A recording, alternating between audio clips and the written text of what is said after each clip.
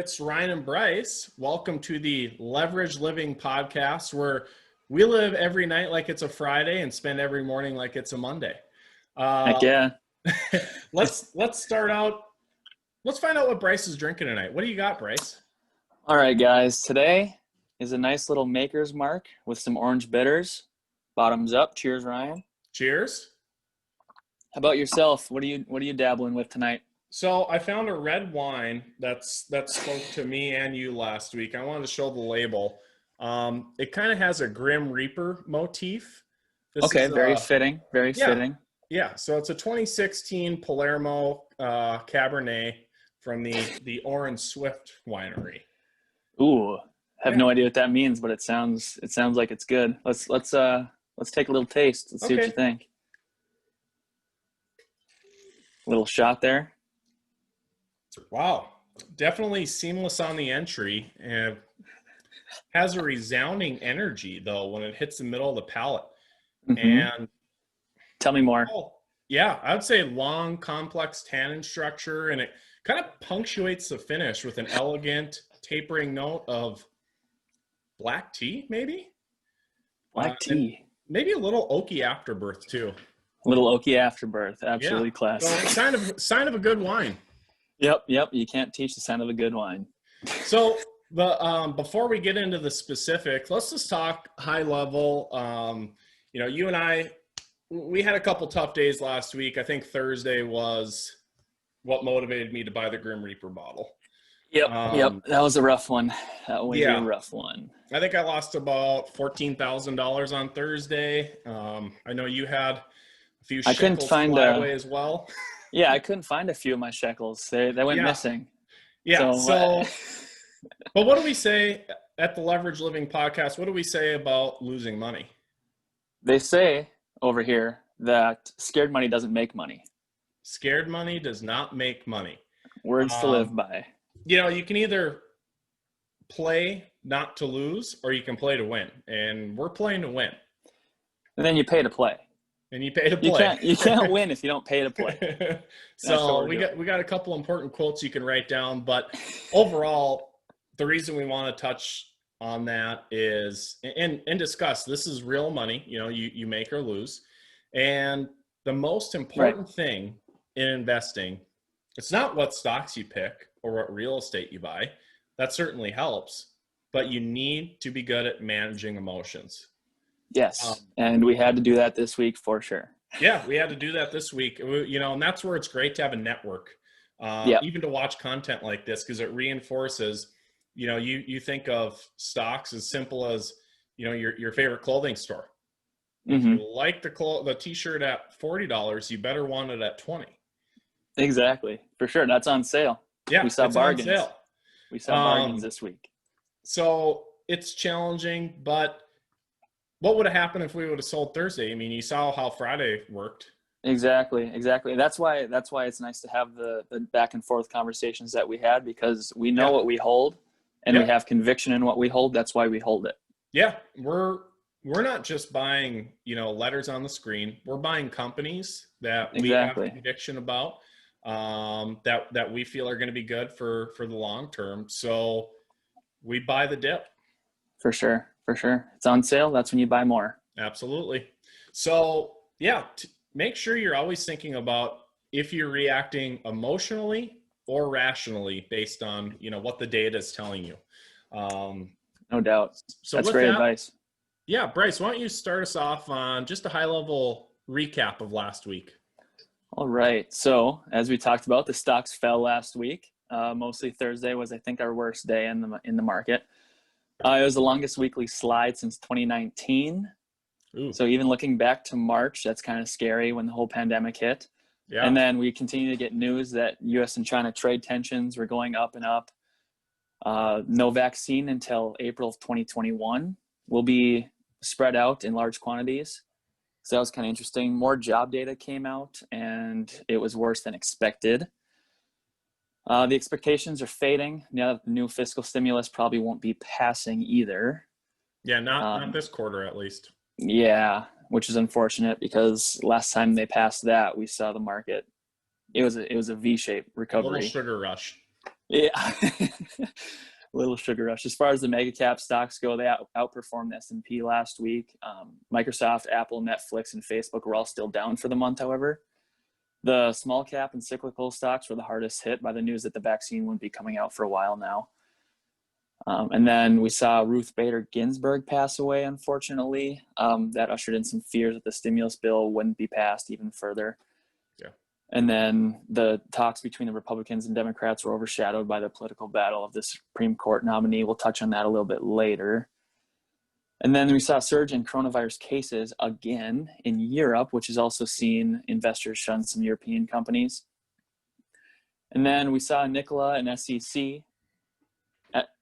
Trevor Milton resigned from Nikola. We kind of hinted to that last week. Yeah. That might happen. And I don't think either of us were surprised that he would do that. No.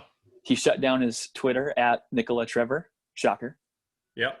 And we'll see if he, comes to the surface in some other aspect of some point. Is he going to run another company? Quiet. He's been quiet for the week. He's going to let it settle down. Good for him. I would probably do the same thing if I was in his shoes. Let Nikola do its thing. And GM actually is still with Nikola. We kind of thought last week that maybe GM would back out. I don't know the details of the contract, how binding it was, but you think with all the stuff going on with Nikola that they'd be able to be like, hey, you told us some false information. Yeah. Perhaps.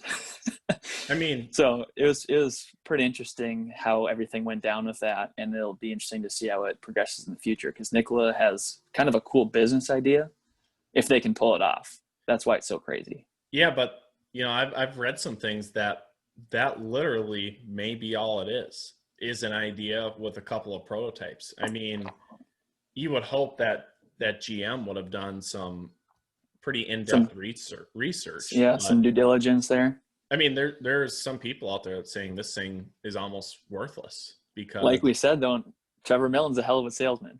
Yeah, but I mean, Milton's he's gone. He's on the back burner. So their Twitter pump guy's gone, and now that stock needs to move based on the fundamentals of the company, and that may not exist. Would you be surprised to see this thing go all the way to zero? I don't know about zero, but it's at 20 right now, I believe, at the end of Friday. I wouldn't be surprised to see it go below 10, honestly. Yeah, that's scary. Because when we got out, it was at 89. Yeah, back in June. I remember when we sold, and I always got to give kudos to Bryce. He got me in at 14, and I think he was in a little earlier. But yeah, we got out the day it went to just above 90. We got out a little bit below that, but that was good timing in hindsight. That's why, guys, you gotta set your trailing stop losses. Yeah, you gotta. I think we should have an episode on that later. Get in depth on how to go about doing that and what it means, what it does, what it's for. Yeah, how it can protect you in kind of a situation like that. Because within a week, it dropped all the way back down to 40. So. Yeah. And that's a good point. I mean, we should talk a little bit about picking exits for different companies, especially ones that have those parabolic runs. Yeah, so, for sure. So yeah, but we have a lot to get to in this one. We'll do that in the future for sure. Yeah. So let's go on. We talked about the recap in the stocks. Let's go on to crypto. What did we see last week? Yeah, so we saw Bitcoin was pretty flat. It was down about 3% on the week, but definitely saw a little more volatility in Ethereum. I believe that ended down about 8%. And we spoke on our prior episode about, Bryce and I both keep limit purchase orders open on Robinhood. I believe they'll stay open for 90 days. Yep. So I had one open for Ethereum at 320, and I think I woke up and just noticed I owned Ethereum again. and flash sale. Yeah, by the time I noticed it, it was at 354 or something. So pretty easy way, if you have some faith in cryptocurrency, to play a couple of those movements. And with the volatility with those two, that's an awesome bit of advice to give to keep those open, because like you said, they don't trade on like the 8 to 3 like the normal stock market does. 24/7. 24/7. So they can be they can jump way up high or crash in the middle of the night, and nobody's ever going to catch it unless you have one of these orders open for it. Yeah. So yeah, that's a great idea to be doing that. I plan on probably taking some gains if it gets around 370, but I have the limit order reopened again to hopefully acquire some more on another dip. Hey, why not? If it works once, it'll probably work twice. Might as well keep repeating it. Yep. Why don't you talk to us a little bit about, we talked about, we had some pain on Thursday, and if you listen to our prior episodes, we own a lot of special purpose acquisition companies, or SPACs. So why don't you give us a little rundown on the prior week with the SPAC? So we're going to talk about the biggest gainers, and we're going to talk about the biggest losers. You'll notice that they're all in the negative. The biggest gainers was SPE, Switchback Energy. And again, we'll talk about that in a little bit. A little foreshadowing. It's positive news, but like we said, everything was down. SPE was down negative 2.5%. And then SHLL merging with Helion, that was down 8.16%. And then TRNE merging with Desktop Metals was down 8.3%. So those are the biggest gainers. Our biggest losers were SPAC, Fisker. If anybody saw Mad Money with Jim Cramer on it was the middle of the week, Thursday or Friday, or Wednesday or Thursday, I think it was. Yeah. He kind of put out a hit piece on SPAC talking about Fisker and how you're going to own an EV company. You might as well make it Tesla, not Fisker, because he had intellectual property that he stole, which they went to court, and he turns out obviously he didn't steal it. He worked for Tesla in the past and designed some of the bodywork, which they don't look like Tesla. No. From what Fisker's making now. So I don't understand that. But another bigger loser we had was FMCI at negative 18.24. The vote proxy on Friday didn't go through because they didn't have 65% that they needed. 61, I believe. So. They're at 61, but then they went through to 6. They didn't announce, it was confidential, the actual numbers this morning, or today's Saturday. Yeah, it was this morning. They had a bunch of people call in is what they could say. They couldn't say the numbers, but it'll be past 65%. I'm pretty confident in that. Yeah. Then we had DPHC merging with Lordstown Motors. That was down 17.2% last week. Oof. Yikes. And then LCA merging with Golden Nugget. That's our boy Tillman Fertitta. That was down another 17%. So yeah, the knees buckled a little bit last week. This is what it looked like on Thursday. Yes. Oof. Thankfully, Friday, we got our feet back under us. Friday was a good day. And then we expect next week to be top notch. Yeah, I'm really optimistic on Monday. And the week forward. Yeah, we saw some weak hands definitely sell out of their positions. Yeah. And the institutional investors and all these SPACs, which account for a great majority of the shares, they're not selling before a merger date. That seems like it'd be kind of stupid. Exactly. That's why your boys over here at Leverage Living, diamond hands. Diamond. We hold. Know what you have. Know what you own. I want to go back and touch on. So speaking about SPACs, one of the things we covered last week's episode, also our first week's episode. I believe hopefully there's another 57 people watching this. But if you listen, exponential growth. Yeah, we gave a couple of tips, actionable ideas for the week ahead. And one of the things we mentioned was Switchback Energy, SPE, which is an SPAC. We saw there was a rumor that they were going to announce an agreement to merge with ChargePoint. That news became official this last week on Wednesday or Thursday. So yeah, middle of the week at some point. Middle to end of the week. And that was a positive catalyst for the stock, as you could imagine. However, it came at a pretty turbulent time for the industry itself. But ChargePoint finished Thursday and Friday. I believe they were both green days. And just talk to you a little bit about, okay, what's ChargePoint? So ChargePoint actually operates over 115,000 electric vehicle charging ports globally. So they're one of the oldest and one of the largest electric vehicle charging destinations in the world. They're hoping to increase that number from 115,000 to 2.5 million by 2025. And if you saw the announcement last week by Gavin Newsom of California, they put a date out there, it was in 2036 or something, that there will be no more combustible engines in California. They're going electric. They're going, an alternative energy source. So that industry is just bound to keep growing. And I don't want to like interrupt terribly, yeah, even though I just did, but I can see a lot more states following in those footsteps. Yeah. Because they're seeing how kind of Tesla's taking over and how all the hype along these EV stocks and companies. I can see all these states kind of just following suit and getting rid of the combustible engine altogether. Yeah. Because you're seeing Nissan, you're seeing Ford, you're seeing all these companies come out with their own EV vehicles. Yeah. So electric vehicles. Yeah, that makes sense.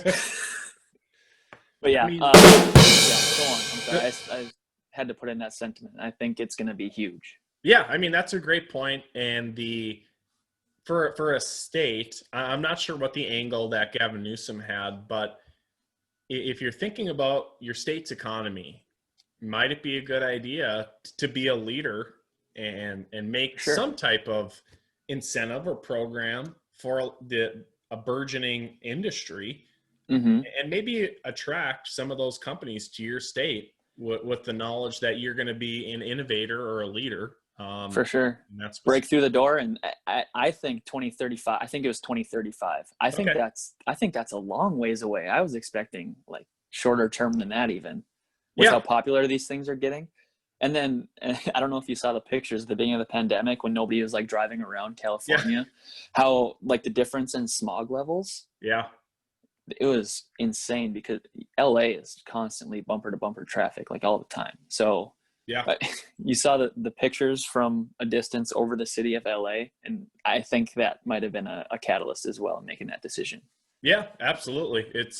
There's no disagreement that, it's better for the environment to reduce your emissions. Talking, a couple more things on ChargePoint. This is a really well-established company. So its revenue last year was 147 million. And with the speed of growth of this industry, it's anticipating more than 2 billion in revenue in 2026, with an operating profit of over 86 million in 2024. So it's forecasting some incredible growth. The industry we know is growing. We think that that's a great place to continue parking money. And we hope you listened to us last week, because we said that this agreement was coming. Bryce, anytime Bloomberg puts out a rumor, I think we gotta put an ear to the ground and follow it. It's a good lead to follow. Why don't you talk a little bit about, you mentioned Nike last week. Why don't you review that? Oh yeah. Nike reported earnings last week. They're expected earnings per share of about 50 cents. They surprised everybody with a report of 95 cents per share earning. So that's quite a bit of increase from the expected amounts. They just did it. Yeah. And then we talked about, what was the other one that reported earnings that was down? It was Costco. Yeah. So that was kind of interesting, but so Nike closed at, it was about 115 on September 22nd, and then it opened 10% higher at 8:30 on the 23rd of September. Yeah. So if you played those earnings, like we kind of mentioned, you had a nice little bump there. Yeah, nice bump on a challenging week. So yeah. So that'd have been a nice little feather in the cap on an otherwise daunting few days. So, I mean, do you have anything else on that? We should talk about the week ahead, see what we're going to do Yeah, some why more don't you start us plays. off? Just tell us what we got to look forward to. All right. So some big events that we have coming up this week was the possible merger and announcements of the dates of Helion or Shell, that SPAC there. Thomas Healy, there was a nice little article that came out about him. I found out he's only 28 years old. That's crazy. Youngest billionaire ever. Him and Kylie Jenner. Kylie Jenner. That's what it was. Yeah. But yeah, I found out he's 28 and I was absolutely shocked. I figured he was 45. I don't know. He's very mature for his age. I'll tell you that. He's owning a company and CEO. Was he a graduate of University of North Dakota too, or? Shockingly, I don't think he was. Weird. He was a punter though in college. That was a fun fact. Okay. But you look at him and you're like, yeah, that guy's a punter. Looks like if he played football, he is a punter. That's an engineer. That's a punter. Okay. Yeah. And then we had FMCI, Tattooed Chef. We talked about the proxy of the votes going through. They got the 65%. So we're expecting good things in the week forward. And then LCA and Graph. LCA, of course, Tillman Fertitta. We're merging with Golden Nugget. Online gambling, they reported numbers, I think, 2 weeks ago, and they were outstanding. They're moving into Michigan now.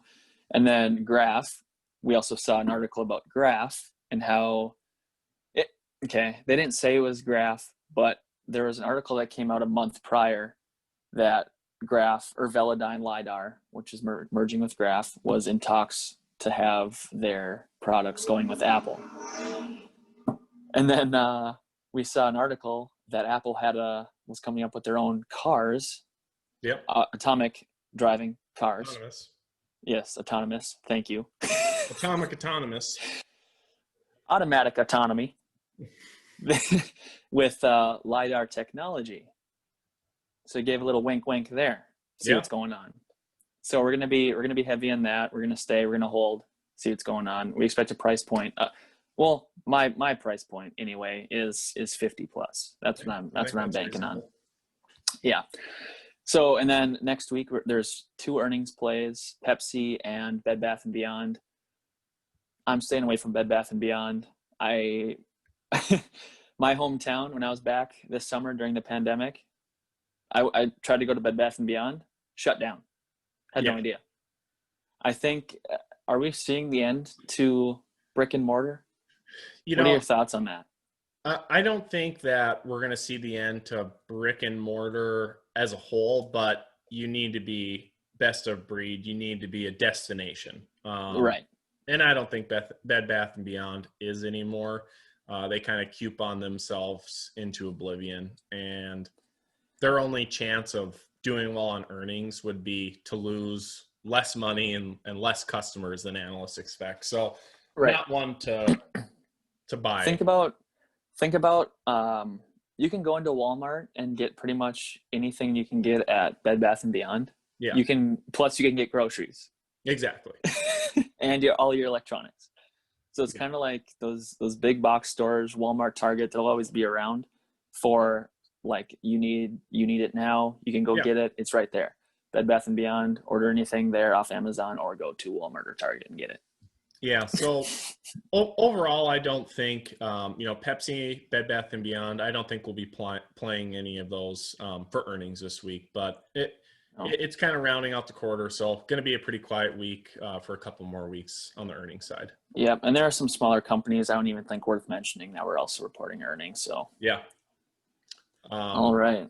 I'll touch a little bit on, we're talking about the week ahead. Mm-hmm. There's rising political tension, as we touched on at the beginning of the podcast. So President Trump, he introduced Judge Amy Barrett as his nominee to fill the Supreme Court seat that was, filling the vacancy left by Ruth Bader Ginsburg.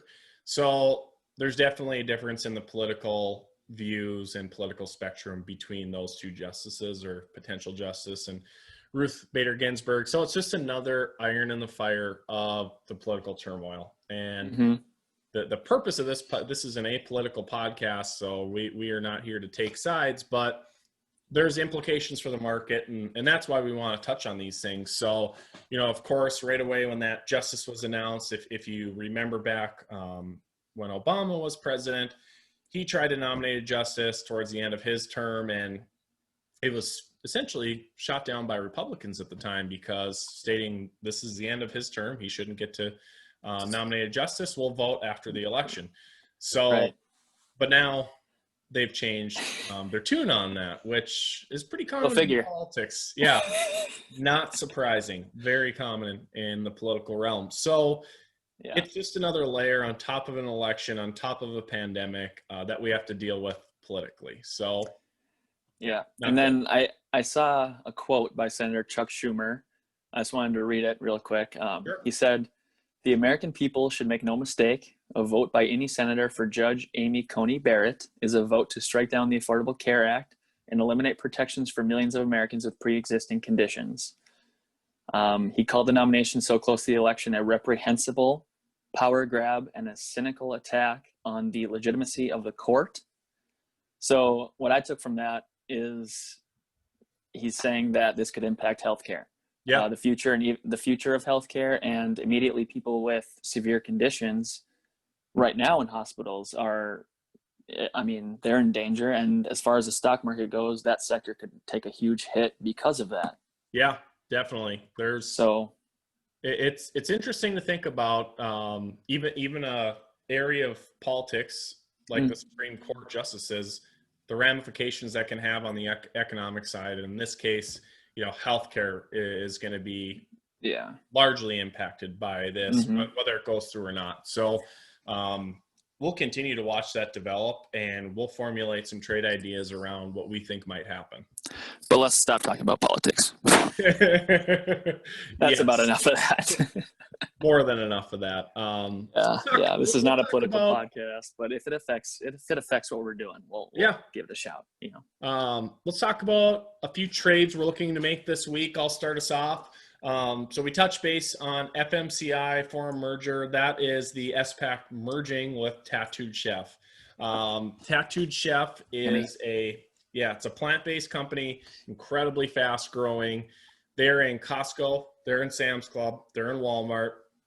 Their revenue grew over the past 2 years from, I think it was around 60 million, it was around 30 million to over $60 million the prior year. So they're over 100% revenue growth. They have, we'll populate the screen here to show you a little bit about the valuation based on their revenue multiple. So as you can see, even where they're trading at today, or where they'll be after the merger, they're very attractively valued compared to, the company Beyond Meat, which you're definitely familiar with. So heard of it. Yeah, you've heard of it, consumed it. It's in a lot of stores.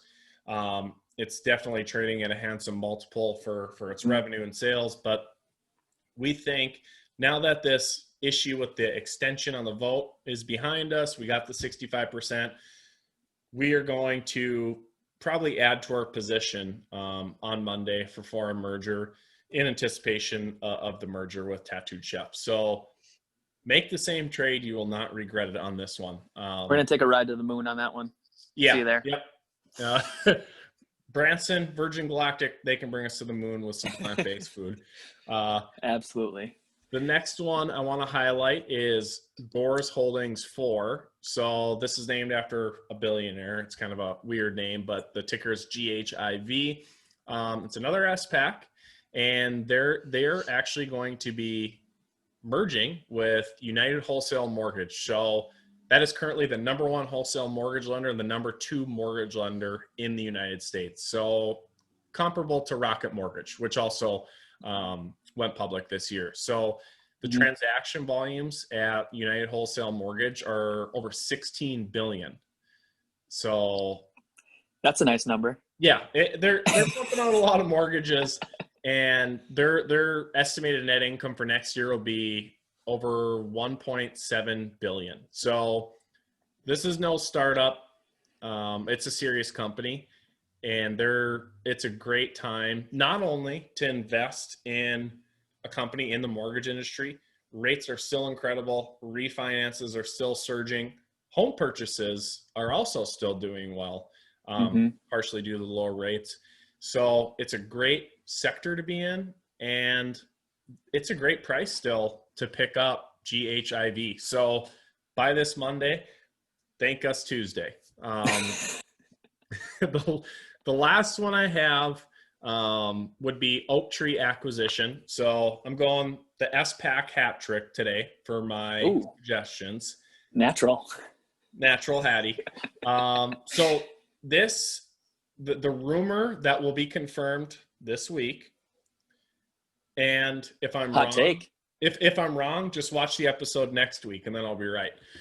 So the rumor that will be confirmed is they are going to be merging with HIMS, which is, it's called a telemedicine company. They started out selling ED pills and hair loss pills, kind of a subscription-based model, but they've grown to a telemedicine company. I'm sure everybody's heard of HIMS. They advertise a ton. They advertise for podcasts. They advertise commercial. I mean, they're everywhere. They're very active in their advertisements, so you can see them on all the platforms. By the way, if you want to sponsor us, I mean, we'll take it. Hey, take the bait. Sometimes I think my portfolio could use an ED pill. So, anywho, they that was a good one.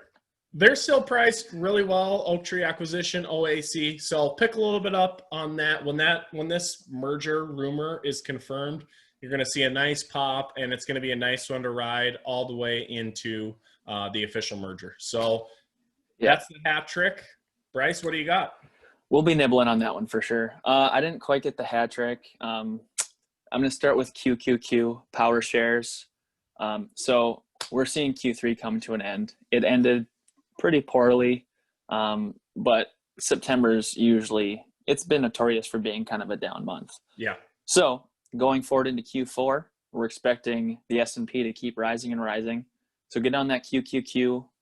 It was up actually a little bit at the end of last week, surprisingly, but we're expecting it to keep going up from here.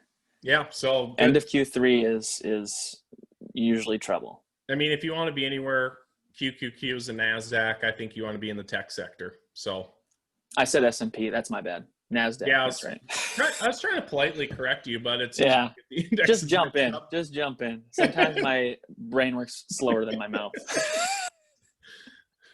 SBE, obviously, we touched on that one enough. SBE is going to be ChargePoint, and we're heavy into that one. And getting into a company that's going to have that much revenue generating this early is, it's a safe play. And then Pershing Square, our boy Bill Spackman. I think we've talked about him on both did we talk about it in the intro and episode one? I mean, he deserves it. We talk about him so much that it's a blur, But Pershing Square, that's the largest SPAC ever to be created at $4 billion. Each share trading at an initial value of $20 when usually SPACs are trading at 10. Yeah. And we're going to do a full SPAC episode too. We're going to go through all this, explain everything about a SPAC that there is to know, hopefully, or that we know. Yeah. That could be everything. I don't know. It'll be everything. And then, so you can park your money there. It hasn't had an official merger announcement, a letter of, or an LOI, letter of intent to merge. So park your money there. It'll be pretty safe. Very safe. I'll go as far as to say very safe. Yeah. And then lastly, don't buy Nikola. That's another piece of advice I have. Just don't buy it. Leave it alone. I can't see it going up if it does, it's going to be a long time from now. So as far as the week ahead goes, just stay away. Yeah.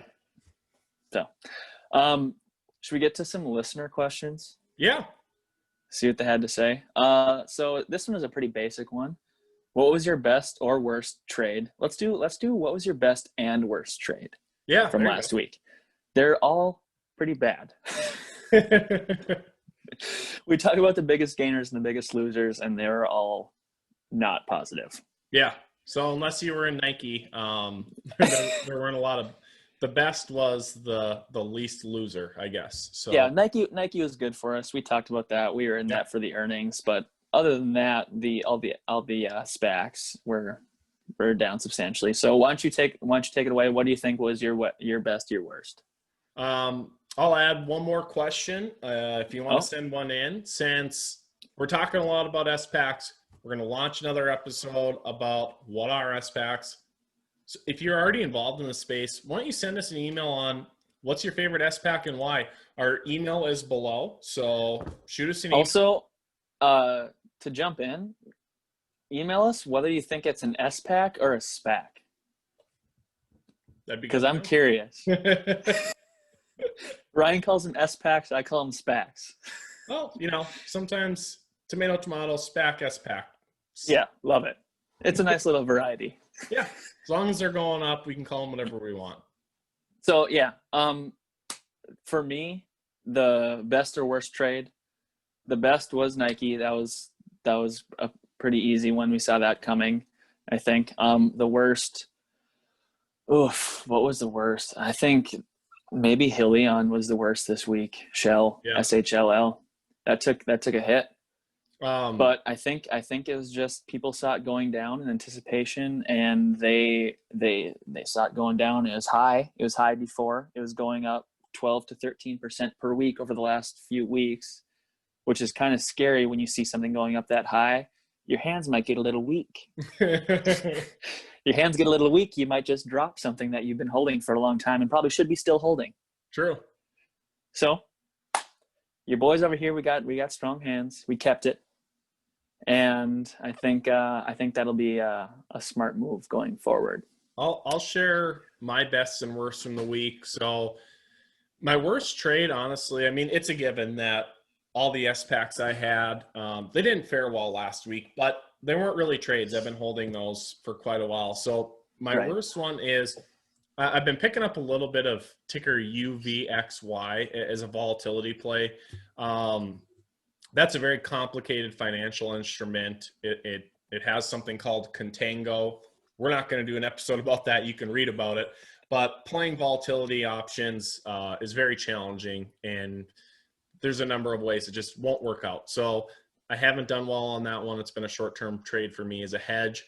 I'd say my best trade last week was I have a pretty substantial position on foreign merger, FMCI. And I sold a couple call options actually about 2 weeks ago. The premiums are incredible. There's large implied volatility in these option contracts. So I did a little hedging, sold some calls. I actually bought those calls back. So I closed out that position on Thursday with a pretty healthy gain. I had confidence that this vote would go through. So I closed out my sale on the calls.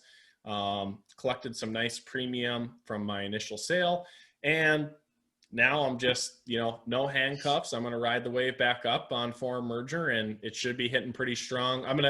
It's going to go up over 5% on Monday. So it's going to be a good day. Put her down.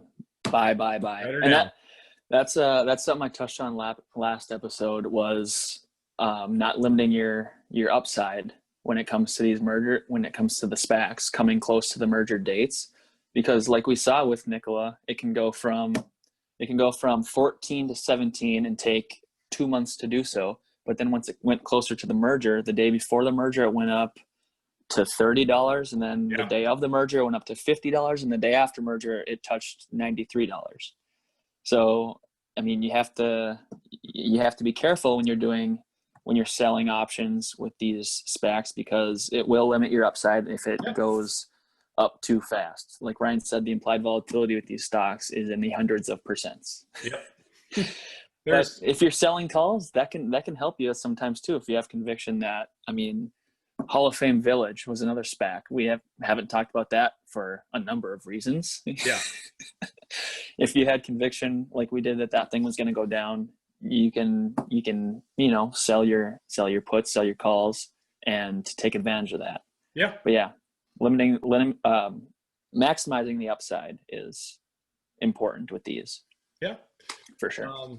So I think that's it for this episode. Thanks for joining us, and we look forward to seeing you again next week. Right on. See you guys later. Cheers. Oh, let's do it. Clink.